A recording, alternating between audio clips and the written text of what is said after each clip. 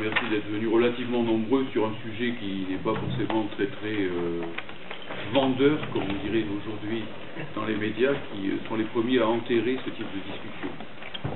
C'est peut-être le sujet le plus censuré de France. Il m'est déjà arrivé le matin de téléphoner à France Inter, par exemple, lors de l'émission prétendument interactive, et de constater que chaque fois qu'il était question de mettre sur le tapis la politique linguistique du pays, il était impossible de parler. Ça n'intéresse pas les journalistes. Alors c'est censure et autocensure, naturellement. C'est-à-dire que ce n'est pas simplement parce qu'ils ont décidé de censurer, ils ont dans leur tête décidé que ce n'était pas intéressant. Donc ce n'est pas une censure, puisque le sujet n'existe pas. On n'a donc pas à le censurer. Peut-être laisser les personnes s'installer. Il reste quelques places à ma gauche. À ma droite aussi. Il reste une place ici. Là.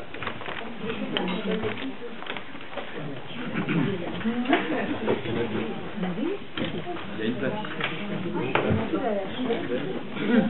D'abord. The right man, the right place. Si on le dit avec l'accent de Donald Duck, c'est encore mieux.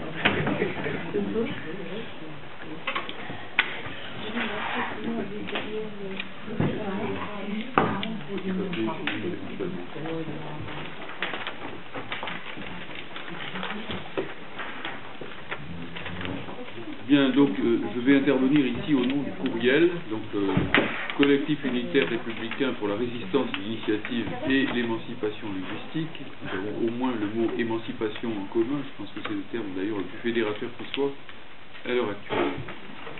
Pourquoi avons-nous fondé cette association donc, qui s'intitule Courriel? Il existait déjà des associations de défense de la langue française, il y en a une qui s'appelle comme ça, Défense de la langue française, il y a Avenir de la langue française, il y a l'AFRAV, l'association Fraternité Francophonie, qui font leur travail, auquel on n'a rien de spécial à reprocher. Au contraire, ils ont du mérite d'avoir depuis des années tenu ce drapeau, celui de la francophonie, qui n'est pas simple à défendre par les temps qui courent. Donc il ne s'agit pas d'une critique, même indirecte à leur égard. Il s'agit tout simplement du constat que le peuple étant le plus ciblé, le plus visé par la politique de substitution linguistique à laquelle nous avons affaire, il faut absolument qu'une organisation, alors moi je dis de gauche, on peut employer d'autres termes si vous voulez, progressiste par exemple, internationaliste, puisse s'exprimer sur ces sujets de manière à sensibiliser la gauche populaire, parce que tout simplement, eh bien, c'est le peuple, et notamment les catégories populaires, la classe ouvrière en tout premier lieu, qui sont visées par cette politique d'arrachage et de substitution dont je vais parler à l'instant. Et si ce ne sont pas les principales victimes elles-mêmes qui se défendent face à cette attaque, il ne faut pas espérer que ce soit les milieux dirigeants, ni les élites ou les prétendues élites, qui défendent notre langue, alors que justement, au contraire, eh bien, l'attaque linguistique vient d'elle, vient d'en haut. Et donc ne comptons pas sur le haut de la société pour défendre une langue que précisément ce haut de la société a décidé de sacrifier. En disant cela, je situe d'emblée ce que, en tant que marxiste, eh bien, mais je crois que nous pouvons parler ici ce langage, on appelle les enjeux de classe du combat linguistique et de la résistance linguistique. Il y a eu pendant des années effectivement tout un combat sur la défense de la langue en tant que telle, le fait qu'il y ait de plus en plus par exemple de fautes de français qui sont commises à droite à gauche, etc.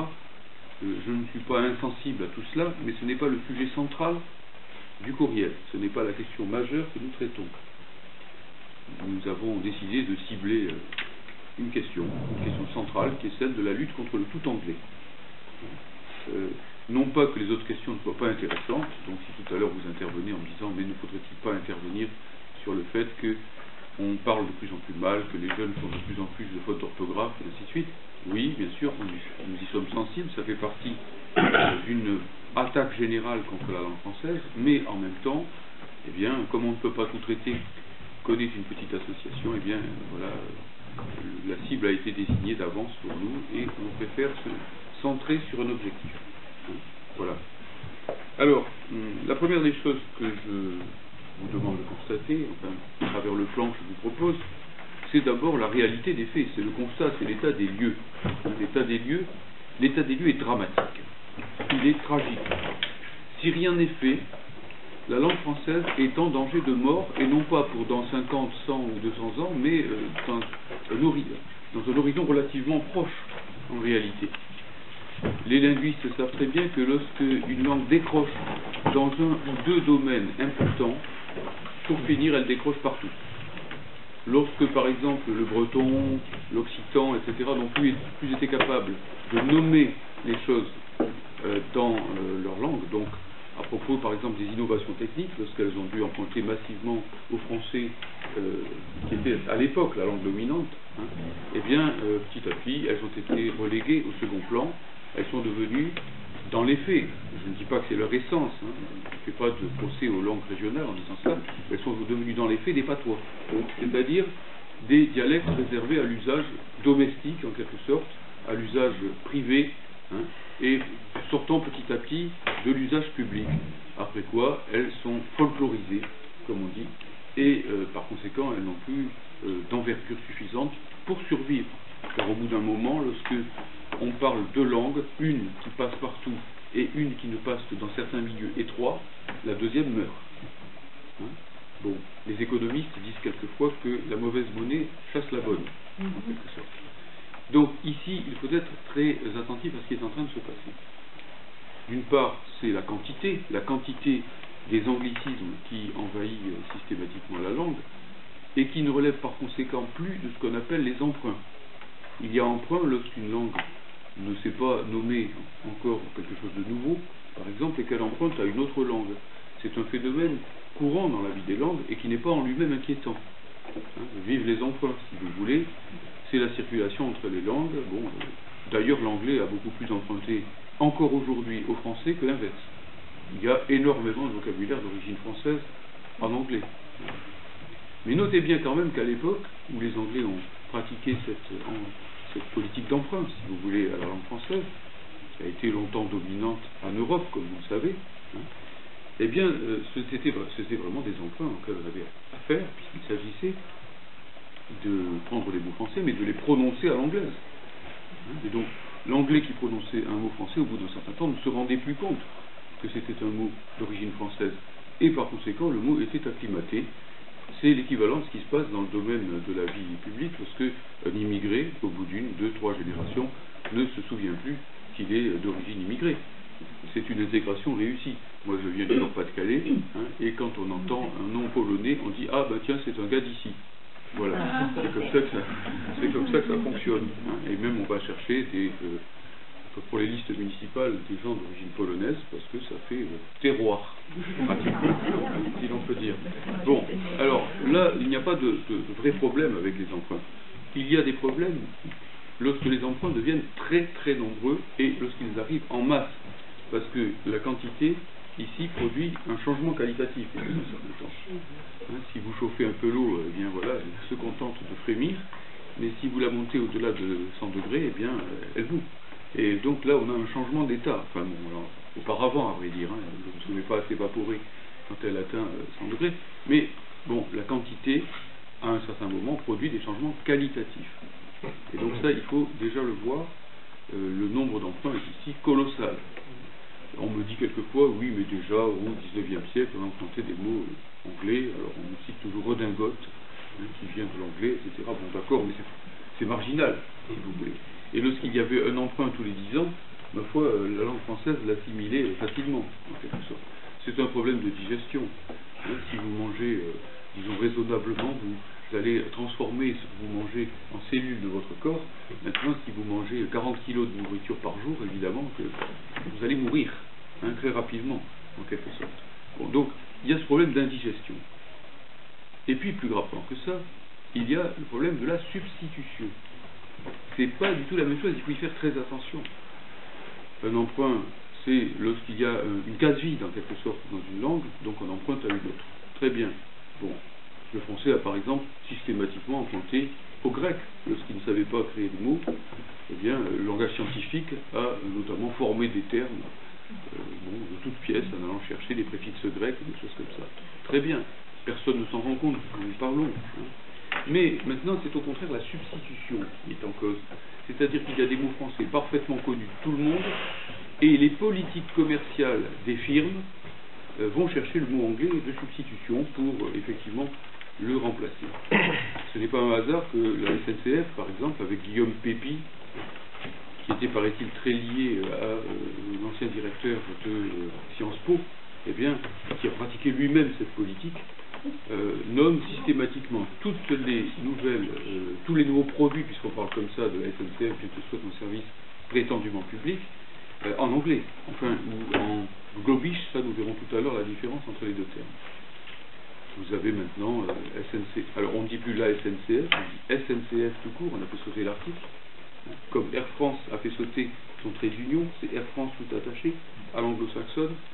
France Télécom s'est liquidé parce qu'il y avait le mot France, il faut faire disparaître France, mais auparavant, il n'y avait plus de trait d'union et il n'y avait plus d'accent sur les cabines de France Télécom. Vous noterez que déjà, donc, l'anglicisation était galopante. Nous n'avons plus affaire à des TGV nocturnes ou de nuit, mais au night TGV ou TGV, je ne sais pas ce qu'il faut dire exactement, bien que ce soit absurde évidemment, puisque bon, les sigles mêmes sont maintenant prononcés à l'anglaise quelquefois. Et tout est à l'avenant, on pourrait donner une liste, malheureusement, qui serait longue et qui serait surtout démoralisante. Donc je me garderai bien de le faire, si vous voulez. Mais c'est une politique systématique de substitution. Il vous suffit d'ailleurs de vous promener dans les rues des villes, et notamment dans les rues piétonnes, c'est-à-dire celles qui sont les plus marchandes et qui sont les plus fréquentées par les personnes vivantes en centre-ville, évidemment, ou par les touristes étrangers, et vous allez constater qu'effectivement, il y a souvent une enseigne sur deux, voire deux sur trois, qui sont en anglais de bas étage, naturellement. C'est là que je parle donc du globish, parce qu'il s'agit d'un anglais tel que puissent le comprendre les Français, aussi, bien entendu. C'est un peu l'équivalent, passez-moi l'expression, de ce qu'était le petit nègre, qu'on enseignait dans les colonies françaises, ici, qui donc vise à instituer l'anglais comme langue maternelle. Quand on apprend l'anglais dès l'école maternelle, qu'est-ce que ça veut dire d'autre que la volonté de transformer l'anglais en langue maternelle numéro 2 dans un premier temps.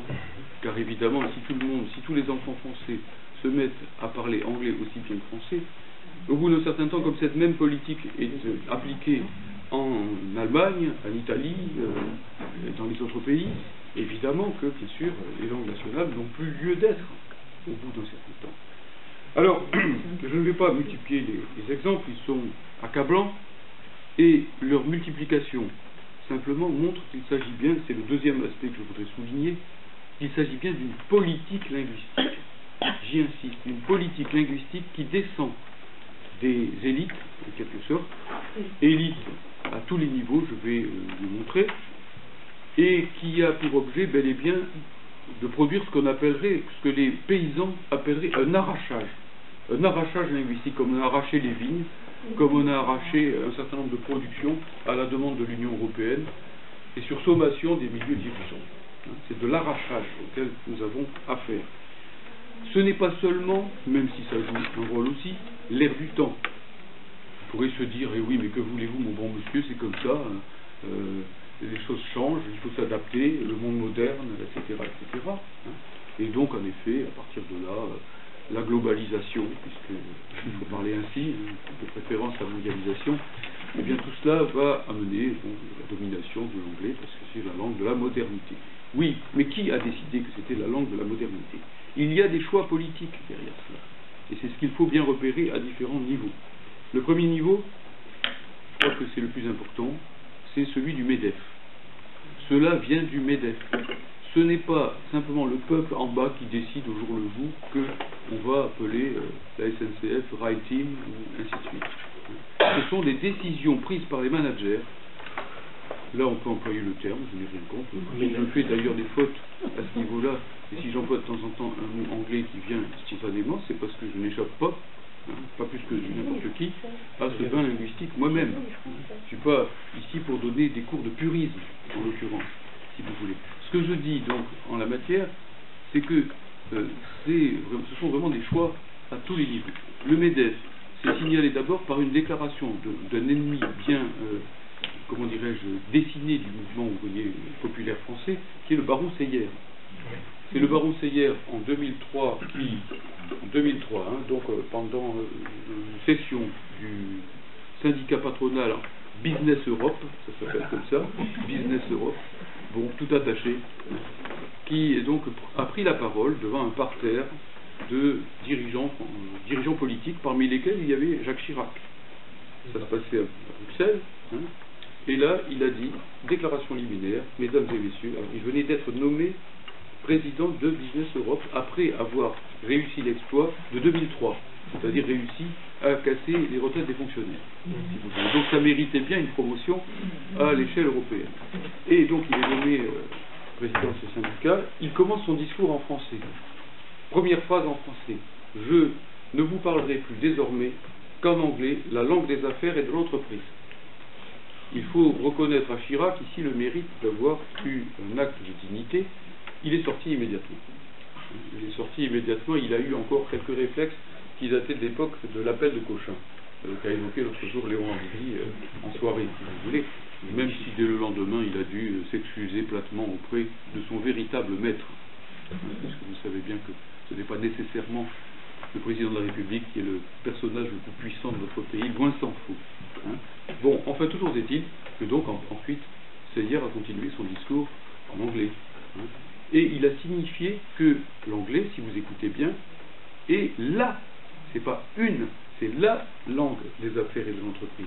Donc quand je parle de tout anglais, et que je dis que c'est une politique, ce n'est pas moi qui le dis, ce n'est pas une interprétation, ce n'est pas de la paranoïa, ce n'est pas aller chercher la petite bête, et ainsi de suite. C'est la politique des milieux dirigeants patronaux, et à l'échelle de tout le continent. Je ne donne pas pour l'instant les raisons de cette politique, mais elle est bel et bien là. L'Union européenne, en tant que telle, l'Union européenne, elle aussi, viole en permanence l'état de droit. Ici, nous sommes tous contre les traités européens, je pense. Bon, en tout cas, nous les problématisons si certaines personnes ont encore des doutes. Mais en tout cas, la première des choses à faire, c'est qu'au moins les quelques passages de ces traités européens qui sont favorables au peuple soient respectés. Ils ont été obligés, quand ils les ont mis en place, de faire référence aux valeurs, aux droits de l'homme, à la liberté, etc., etc. Bon, eh bien, écoutez, on construit dessus, on prend déjà ça. Tout ça, ils vont apprendre. Quitte à dire ensuite qu'il faut les défaire, les défaire et mettre autre chose à la place. Peu importe. Toujours est-il que l'Union européenne, dans ses traités, dit que l'identité culturelle des peuples et l'identité linguistique des peuples doit être respectée. Oui, mais elle n'en fait rien. C'est ça le problème. Elle s'assoit en permanence sur ces traités. C'est toute la question. Je suis en relation avec notamment des gens qui travaillent comme traducteurs en Europe et qui constatent que jour après jour, eh bien, leurs postes, leurs emplois sont menacés tout simplement. Parce que les documents qui sont transmis le sont systématiquement en anglais, que c'est d'ailleurs, pour ceux qui pourraient encore avoir des doutes sur le Parlement européen, un Parlement réservé à l'élite, puisque de plus en plus on leur fournit directement et au dernier moment les documents en discussion en anglais. Et que donc ceux qui ne le parlent pas et qui ne le parlent pas très bien, parce qu'il ne s'agit pas seulement de dire, de demander son chemin dans la rue ou de commander un paquet de frites, mais ceux qui ne le parlent pas bien sont perdus et ne savent pas de quoi on parle. Bon, le nombre de textes traduits en français est désormais très minoritaire, ça tourne autour de 13%, alors qu'au départ, eh bien, le français était une langue officielle de l'Union européenne, langue de travail, en quelque sorte. Ne parlons pas des autres langues. Ne parlons pas des autres langues des 27 pays, si vous voulez, qui sont complètement marginalisées. C'est un scandale absolu, parce que nous allons le voir tout à l'heure. L'Union européenne prétend imposer à la France une charte des langues minoritaires et régionales pour que la France respecte donc le basque, le breton, l'occitan et ainsi de suite. Pourquoi pas, on en discutera tout à l'heure. Mais la première des choses, c'est qu'elle-même fasse au niveau européen ce qu'elle recommande aux États de faire au niveau national. Or, au niveau européen, la politique suivie est une politique, je le dis en pesant mes mots, d'exterminisme linguistique, de génocide linguistique, si l'on peut dire. Le mot n'est pas juste parce qu'il ne s'agit pas de sang, mais il s'agit bel et bien de couper la langue des gens. Et ce n'est pas une petite chose, ce n'est peut-être pas du sang immédiatement, mais ça saigne dans la tête, si l'on peut dire, en quelque sorte. Et c'est une politique extrêmement grave et brutale. Pour ceux qui s'intéressent ici à la santé mentale, à la psychologie, à la psychiatrie, à ces choses-là, évidemment, vous savez tous que c'est Lacan qui disait que l'inconscient est structuré comme un langage, et que donc si vous massacrez la langue des gens, vous ne massacrez pas que la langue. Il faut bien comprendre cela. On s'attaque au noyau dur du psychisme des êtres humains. Il faut bien le voir d'une façon précise. Il y a même une hypocrisie absolument terrifiante de l'Union européenne par rapport à la politique linguistique. Lorsque j'étais encore en fonction dans un lycée du Nord, chaque année nous avions droit à la semaine européenne des langues. Magnifique, extraordinaire. Sauf que sur les affichettes qui nous étaient envoyées, qu'il fallait mettre dans les salles de classe, dans la salle des professeurs, il y avait The European Week of the Languages. Ça, c'était écrit en gros. Puis après, en tout petit, dans une espèce de... Bon, il y avait des étoiles par-ci par-là pour représenter les étoiles européennes. Vous aviez donc le lituanien, l'estonien, le français, etc., perdu dans la masse. Mais on signifiait quand même bien aux gens, d'une manière indirecte, message subliminal, que bon, c'est très bien d'apprendre toutes ces petites langues. C'est joli, c'est folklorique, c'est bien pour la carte de visite peut-être, mais ce qui compte, c'est ce qui est écrit en haut. Et ça, c'est pas la langue. C'est la semaine européenne des langues. C'est la semaine européenne de la langue. Celle qui compte, en quelque sorte. Celle qui compte à tous les sens du terme. Je dirais parce que c'est la langue du business, quelque part. Alors voilà, cette politique linguistique, elle a enfin un dernier volet qu'il ne faudrait pas perdre de vue, c'est la construction de l'union transatlantique, ou du marché transatlantique, donc qui, dans le dos des peuples, est actuellement conclu entre l'Union européenne, qui a été mandatée pour cela par personne, que je sache, et le Canada, et à travers le Canada, donc les États-Unis et le nord de l'Amérique, avec donc des conséquences que vous avez déjà vues ailleurs sur le plan écologique, sur le plan financier, sur le plan industriel, etc. N'empêche que, bien évidemment, nous n'avons encore rien vu. Nous n'avons encore rien vu, parce que si l'Union européenne, dont l'anglais n'est qu'une langue parmi d'autres, effectivement, impose déjà l'anglais, qu'est-ce que ça sera lorsque nous serons pleinement dans l'Union transatlantique, donc bien évidemment, le centre politique sera Washington. Là, il n'y aura plus qu'une langue de travail petit à petit qui va s'imposer partout. C'est quelque chose ici, donc il faut bien avoir en tête. Dernier volet qu'il ne faut pas perdre de vue parce qu'il détermine tous les autres. Finalement, celui qui tient le pouvoir, c'est celui qui tient les armes. L'Alliance Atlantique et l'OTAN. L'Alliance Atlantique et l'OTAN. L'armée française actuelle est de plus en plus obligée de travailler en anglais, y compris sur le territoire français. Il est plus important désormais pour un jeune officier ou candidat officier de parler, de maîtriser l'anglais, tout au moins l'anglais militaire. Bon, je ne sais pas ce que ça veut dire. Clémenceau disait quelque part que la justice militaire est à la justice, que la musique militaire est à la musique. Bon, donc on pourrait dire aussi que l'anglais militaire est à Shakespeare. Je ne sais pas. Bon, peut-être ici ça, je mets de côté ce vieux fond antimilitariste, mais je ne peux pas m'en empêcher. Simplement, disons que, bien entendu, c'est quand même quelque chose qui montre combien notre pays est en danger de mort en tant que tel. Lorsque l'armée, qui est quand même censée être le cœur du patriotisme, en quelque sorte, parle elle-même anglais dans ses relations de travail quotidiennes, lorsque les prises d'armes à Lille se font en anglais, bon, avec le drapeau français, etc. C'est comme cette espèce de schizophrénie de Carrefour où vous avez le logo tricolore et puis tous les produits nommés en anglais.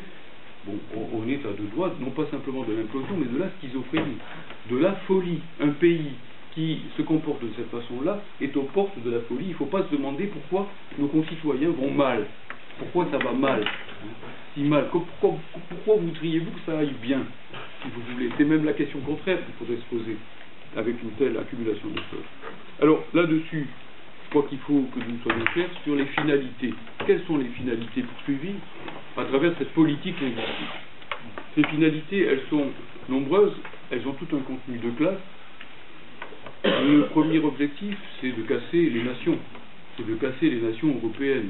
Bon, la construction européenne, je dis souvent la destruction européenne plutôt, eh bien c'est une façon effectivement d'araser complètement la France, l'Espagne, etc. Vous voyez bien ce qui se passe. Bon, l'Espagne est en voie d'implosion, toute une série d'États sont en voie d'implosion, etc. Et il s'agit bel et bien d'en terminer avec les États-nations. Ce n'est pas que les États-nations étaient ce qu'il aurait fallu en termes de démocratie, de liberté, et ainsi de suite, loin s'en faut. Encore faut-il qu'ils existent pour pouvoir les transformer, et ça sera bien plus difficile pour les classes dominées lorsqu'elles auront affaire à un empire qui interviendra lorsqu'il y aura des conflits sociaux. On en verra, regardez les enjeux linguistiques, ils affleurent immédiatement pour ceux qui ont déjà eu des CRS en face. Bon, lorsque les CRS en question ne parleront même plus la langue du pays et ne comprendront même plus les insultes que leur envoient les manifestants, parce que c'est quand même ça qui est quand même important dans les manifestations. Voilà, exactement. Souvenez-vous que par exemple au XIXe siècle, Clémenceau donc avait décidé d'une loi, c'était celle qui permettait de créer des régiments éloignés de leur lieu de recrutement, parce que lorsqu'il avait envoyé le 17e régiment mater la révolte des vignerons du Midi, eh bien bon, les vignerons parlaient occitan, les soldats aussi, puisque c'était les fils des vignerons qui étaient en face, et bon, finalement, les soldats n'avaient pas tiré. Bon, eh bien, c'est un peu le risque qui existe lorsque les soldats ou les militaires comprennent ce que disent les gens qui sont en face d'eux. Donc il faut voir ces choses-là, c'est extrêmement concret, extrêmement pratique. Ils sont en train de construire un empire. Un empire, c'est le contraire même de tout ce qu'on peut espérer des libertés. Je dis encore une fois que je n'idéalise pas les États-nations, mais encore faut-il voir si le changement se fait vers le mieux ou vers le pire. Tout est là. On est dans une situation défensive pour l'instant. Je finis sur ce point. Il me semble aussi qu'il y a des enjeux de discrimination très fortes à l'égard des populations. Qu'est-ce que je veux dire par là? Si vous avez lu un petit peu Bourdieu ou les grands sociologues de gauche de notre époque, vous savez bien qu'il y a effectivement un certain nombre d'enjeux linguistiques pour la discrimination, plus exactement ce qu'il appelait la distinction entre les gens. Déjà dans le français lui-même, c'était pas mal, le français lui-même s'est construit aussi à travers des distinctions massives. Il ne faut pas non plus assumer nécessairement la politique des classes privilégiées françaises à cet égard. Quelquefois, quand je m'adresse à des camarades ouvriers et que je leur dis qu'il faut défendre le français, ils me disent « oui, mais moi, le français, je suis mal à l'aise par rapport à ça. » Le bon français, vous voyez, quelque chose comme ça. Bon, ça a longtemps existé. Mais ces discriminations qui existent et que nous devons combattre, elles sont extrêmement faibles par rapport à celles qui seraient occasionnées, tout est une question d'échelle, si effectivement nous avons affaire à une catégorie de la population qui soit ne le maîtrise pas du tout, soit, entre guillemets, comme on le disait, le mot a été forgé par les Bretons qui se promenaient dans les ports normands, le baragouine, en quelque sorte. Immédiatement, quand vous avez affaire à quelqu'un qui vous parle, vous savez du coup où le classer. Il est immédiatement repéré, étiqueté. Et les discriminations linguistiques ici sont extrêmement importantes. Nous sommes en face toujours du même couple fatal, j'attire votre attention là-dessus, que nous devons combattre politiquement sur d'autres plans. L'idéologie dominante a mis en place à la fois une xénophobie féroce, donc toutes les 5 minutes ce sont les Roms ou ce sont les musulmans qui sont accusés des pires maux du pays, si vous voulez. Ça c'est la xénophobie, mais on oublie que son envers, si vous voulez, c'est l'autophobie, ce que j'appelle l'autophobie nationale. Tout ce qui est français est mauvais. Autant à une époque, la réaction française disait une erreur quand elle est française n'est pas une erreur, ça c'est l'affaire Dreyfus, si vous voulez. Autant maintenant, tout ce qui est français est franchouillard, franco-français et hexagonal. Bon, coup de grâce, hexagonal. Quand vous entendez le mot hexagonal, au passage, là aussi, il faut avoir une oreille psychanalytique. Vous pouvez se dire, bon, c'est bien, on est ouvert sur le monde, il faut en finir avec l'hexagone. Non, quand c'est hexagonal, c'est mal, parce que ça ne se réfère plus à l'Empire français. La France n'est plus que l'hexagone. Et derrière, il faut entendre ce grand soupir de la classe dominante qui a perdu son empire. Vous voyez, quelque part. Donc, l'hexagone, eh bien oui, l'hexagone, c'est toujours mieux que le pentagone. Déjà, pour commencer, si l'on peut dire, dans un premier temps. Mais, naturellement, c'est pas non plus comme ça qu'il faut penser toutes les choses. La réalité, c'est qu'aujourd'hui, nous sommes dans une politique où le Front National, d'un côté, qui ne s'occupe absolument pas de questions linguistiques, qui ne parle pas du français, qui ne s'en occupe pas, qui d'ailleurs, dans la bouche de Marine Le Pen, utilise sans arrêt des anglicismes, au passage, si vous écoutez bien. Et bon, ce même Front National, lui, prône la préférence nationale, comme vous le savez, au niveau de l'emploi. On est contre, naturellement. Mais dans le même temps, si vous voulez, dans nos entreprises, se développe une préférence nationale à l'envers. À l'envers. Par exemple, vous avez dans les annonces des petites annonces complètement illégales qui devraient être normalement sanctionnées par la HALD ou par l'équivalent, enfin ceux qui s'occupent des discriminations, où on vous dit, par exemple, poste de cadre supérieur, etc., pour telle entreprise, et il est écrit dessous English Mother Tongue, c'est-à-dire langue maternelle anglais. Langue maternelle anglais. Entendez bien que donc même ceux d'entre vous qui se disent je suis tranquille, moi je parle anglais. Mais c'est pas suffisant. Vous ne serez pas dans le haut du panier, vous serez dans le milieu, hein, dans un tel cas, parce que vous avez de l'accent, vous avez l'accent français, hein, et donc vous êtes des ploucs, quand même, définitivement, si vous voulez. Il faut que vous parliez l'anglais comme première langue. C'est ça qu'il faut bien saisir. Hein. Comme les Russes, comme les aristocrates russes du 19e siècle se flattaient de parler russe avec l'accent français. À l'époque, c'était le tout français, et je l'aurais combattu avec la même vigueur si on était confronté à ce genre de choses. Alors, ajoutez à cela que, si vous voulez, nous avons affaire aussi à des discriminations linguistiques importantes qui se mettent en place contre les francophones dans des pays voisins. Je suis voisin personnellement de la frontière belge, hein, et sachez que à Ménène, qui est une petite ville voisine de la frontière, hein, et bien désormais les employés municipaux n'ont plus le droit de répondre en français aux touristes français par exemple, ou aux wallons, qui sont quand même nombreux aussi à vivre à cet endroit-là. Il faut qu'ils répondent en faisant des dessins. Il faut qu'ils répondent en faisant des gestes, même s'ils parlent français. Alors vous avez en face deux personnes qui parlent français et qui n'ont pas le droit de communiquer entre elles parce que, non mais c'est extrêmement grave ce qui est en train de se passer. Silence absolu des institutions de la francophonie, payées par nos impôts, etc. Pas un mot pour défendre ces gens qui sont manifestement victimes, disons, de discrimination grossière, d'apartheid. Hein, c'est un apartheid qui se met en place en Belgique, à 2 pas de chez nous, de façon très directe. Je ne développe pas, les Québécois savent très bien ce qu'il en est de l'impérialisme linguistique dans leur propre pays. Je dirais simplement quelle est l'attitude des forces politiques par rapport à cela. Il faut bien le voir, c'est un autre point de cet exposé, les forces politiques françaises, si vous voulez, manifestent à l'égard de cette question un mélange, disons, d'indifférence, d'hypocrisie et de complicité. Indifférence. Alors, hypocrisie d'abord. Hypocrisie parce que quand même, quand il s'agit de parler de la langue française, il est de bon ton d'avoir quelques trémolos dans la voix. Le président Hollande, par exemple, avant les élections, nous a gratifié de quelques discours bien sentis sur la francophonie. Il a même intimé l'ordre à M. Fabius, qui avait bien besoin d'ailleurs de recevoir cet ordre-là, de parler français quand il était à l'étranger, pour maintenir le statut international. Ça, c'est pour, en quelque sorte, l'apparence. Et à peine sont-ils en place qu'ils mettent en place la loi Fioraso, dont il a été question tout à l'heure, pour officialiser l'usage de l'anglais dans les universités. C'est pas la droite qui le fait, c'est le Parti socialiste. Hein. Mais le gouvernement précédent ne valait pas plus cher. Si vous voulez, il y a eu ici toute une série de déterminations extrêmement graves de ce côté-là. L'UMP, alors là, c'est vraiment le summum pour un parti qui se dit encore vaguement gaulliste, peut-être, dans certains secteurs. C'est la proposition absolument odieuse et ridicule de Jean-François Copé, qui, il y a quelques années, propose en même temps, dans le même discours, dans la même envolée, premièrement que tous les soirs, sur toutes les firmes, toutes les chaînes publiques françaises, il y ait un film en anglais sous-titré, de façon à ce que les Français puissent apprendre l'anglais comme une langue de tous les soirs, de tous les jours, en quelque sorte. Alors ça, c'est pour l'anglais, hein, tout en plus, l'anglais de la maternelle, etc. Bon. Deuxième volet, il faut quand même défendre le français, d'autant qu'il y a des imams qui exagèrent. Et donc, on va imposer le français dans les mosquées. Voilà, donc le français va devenir la langue des mosquées. On va bannir, quand même, c'est ce qui est ridicule, évidemment, l'arabe, qui est quand même un peu à sa place, me semble-t-il, dans des lieux pareils, comme, par exemple, c'est comme si on se mêlait d'interdire le latin pour ceux qui ont envie de dire la messe en latin, ou l'hébreu pour ceux qui ont envie de dire le service religieux juif en hébreu, etc. C'est franchement ridicule. Mais ça montre bien la duplicité, en quelque sorte, de ces milieux.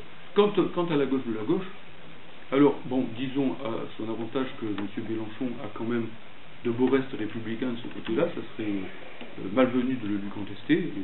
Le Courriel a rencontré le parti de gauche, la fois ça s'est bien passé. Mais, donc par exemple, il arrive que M. Mélenchon dise la langue de l'occupant en parlant de l'anglais. Bon, admettons, c'est pas tout à fait juste quand même, parce qu'il n'y a pas d'occupation, en tout cas directe. c'est plutôt la langue des collabos, quelque part. Je veux dire, c'est un impérialisme interne, en quelque sorte. On ne nous l'impose pas. Bon, bien entendu, l'impérialisme américain fait pression dans ce sens depuis toujours, mais il y a une classe dominante française qui fait passer tout ça. Hein. Donc c'est pas simplement la langue de l'occupant, c'est pas très juste. Ça gomme la responsabilité, disons, des élites françaises, en quelque sorte. Et surtout, de notre côté, ça ne se traduit en rien sur le plan des pratiques politiques. Je n'ai jamais entendu, je n'ai jamais vu des tracts, des affiches, des choses comme ça, sur ce sujet-là, qui est considéré comme un petit sujet, comme un sujet secondaire. Tout est plus important, on va toujours vous dire, oui, mais l'emploi, oui, mais le pouvoir d'achat, les gens qui sont malheureux, etc., qui crèvent de faim et tout ça. Très bien. De toute façon, ils ne s'occupent pas non plus de l'emploi et des gens qui crèvent de faim. Mais disons que d'une manière plus générale, si vous voulez, ce n'est pas rien quand même que de couper la langue des gens. C'est pas une petite chose. Le porte-monnaie est important, mais le cerveau et ce qu'il y a dedans, c'est important aussi. C'est même ce qui nous détermine comme être humain, tout de même, quelque part. Alors, bon, voilà. Il nous faut donc compter sur nos propres forces. Je vais terminer là-dessus, si vous voulez. Sur nos propres forces, c'est-à-dire qu'il faut construire entre nous. Bon, alors le Courriel est une association qui est ouverte à toutes les personnes de sensibilité progressiste, de sensibilité internationaliste et des racistes que nous refusons, hein, bien évidemment. Le Courriel en tant que tel, pour autant, agit avec d'autres forces, dès qu'il le peut avec les autres associations de défense de la francophonie, et il le fait aussi, il agit aussi et surtout en direction du milieu syndical, du milieu de gauche, du milieu progressiste. Et ça progresse, ça progresse. Je suis heureux de voir que par exemple le MPF a repris systématiquement tous les textes que nous avons faits. Le pôle de renaissance communiste auquel j'appartiens fait systématiquement son boulot aussi de ce côté-là, ce qui ne va pas de soi par rapport à tout un gauchisme bien pensant, qui se croit contestataire mais qui n'est que bien pensant en réalité, et qui considère que dès que le mot nation apparaît dans le paysage, ou langue nationale, évidemment, c'est affreux, c'est terrible, etc. Comme si la nation c'était le nationalisme, comme si l'intégrité c'était l'intégrisme, etc., etc. Toutes ces confusions mentales permanentes. Hein. Cela étant, le combat principal, c'est de convaincre les syndicats, c'est de convaincre les travailleurs, parce que c'est eux qui sont visés par cela. Que des salariés de la CGT Carrefour aient pris position sur ce terrain, que des salariés de la CFTC ou de la CGC, il y a eu un colloque de la CGC-CFE, on pourrait penser que les cadres vont être les principaux vecteurs de l'anglicisation, et ils le sont pour une large part, mais ils sont les principales victimes pour l'instant. Et c'est une grande souffrance au travail. La CGC a fait une enquête, et bizarrement, eh bien, beaucoup de cadres, quand ils ne sont pas devant leur patron, leur manager, et ainsi de suite, disent clairement que travailler en permanence en anglais, pour eux, c'est dur, c'est difficile, qu'ils perdent un temps fou à ce genre de choses, et que même en y portant beaucoup de temps, ils n'y arrivent pas. Ils sont à la traîne, ils ne sont pas sûrs d'avoir bien compris. Quand il y a des questions de sécurité sur le tapis en particulier, imaginez comme c'est dur de dormir la nuit, hein, pour savoir si vous avez bien saisi toutes les nuances du texte que vous avez dû traduire auparavant. Donc, c'est cette souffrance-là qu'il faut prendre en compte. Ça relève presque du harcèlement au travail. Pensez à l'affaire de France Télécom il y a quelques années, lorsqu'il y a eu cette vague de suicides, la campagne interne qui était menée pour la mobilité des ex-fonctionnaires de France Télécom s'intitulait « It's time to move ». Il est temps de bouger. Bon, et on pourrait... Moi j'avais mis... j'étais syndicaliste à l'époque, à mon lycée, et j'avais écrit sur le panneau syndical de mon établissement « It's time to die ». Il est temps de crever. Voilà, c'est ça la réalité. C'est ce qu'on veut nous signifier d'une certaine façon. Tous les mouvements ne se valent pas. Je termine donc en disant que nous allons vers le 20e anniversaire de la loi Toubon en 2014, hein, puisque c'est une loi qui a été adoptée en 94, en août 94, et que là, il va falloir essayer de faire quelque chose d'un peu grand et significatif. Le Courriel va tenter de lancer un appel avec un certain nombre de personnalités. Je vais le faire passer s'il y a des gens qui veulent le signer, ils sont les bienvenus, en mettant leur nom, éventuellement leur qualité. Bien entendu, si vous voulez mettre votre adresse électronique, je ne dis pas votre email, vous pouvez l'ajouter. On dit une ADEL normalement, mais bon, c'est peut-être pas terrible comme traduction. Une ADEL, une adresse électronique, ça fait ADEL. Oui, bah bon, moi je trouve ça très bien. Pas le bout. Ah, c'est joli. J'attends ADEL, mais pas pour autre chose, comme dirait Pierre Perret. Donc, en réalité, simplement, si vous voulez, sur cet appel, nous allons essayer de faire un appel de personnalités progressistes, syndicales, de gauche, clairement identifiées. Ça ne veut pas dire que les autres initiatives qui seront prises, y compris par des gens de droite, ne sont pas les bienvenues. Il n'est jamais trop pour défendre une bonne cause, quelle que soit l'origine, en quelque sorte. Mais nous voulons d'abord nous adresser à la gauche, nous adresser à la vraie gauche, entre guillemets, à tous ceux qui se battent pour le monde du travail, d'une manière ou d'une autre, parce que ça doit devenir notre cause, et qu'il faut sortir la défense du français de l'idée un peu compassée, si vous voulez, de quelque chose de puriste qui s'adresse à une élite de la population. Ça doit devenir l'affaire du peuple, parce que c'est pour détruire le peuple qu'on détruit sa langue. Oui, voilà. Bien d'accord. Tu peux rappeler la loi Toubon, s'il te plaît? Alors la loi Toubon, elle date donc de 1994. C'est en fait, on dit toujours la loi Toubon, c'est pas un hasard, c'est la loi Toubon-Tasca. Toubon, c'était quelqu'un de l'UMP, du RPR à l'époque. Catherine Tasca, c'était quelqu'un du Parti Socialiste. C'est une loi qui a été votée à l'unanimité, Oui. moins quelques abstentions du Parlement, aussi bien au Sénat qu'à l'Assemblée nationale. Donc, pratiquement aucune loi n'a eu une telle assise parlementaire en France depuis toujours. C'est un indice flagrant de la duplicité, de l'hypocrisie de nos classes dominantes.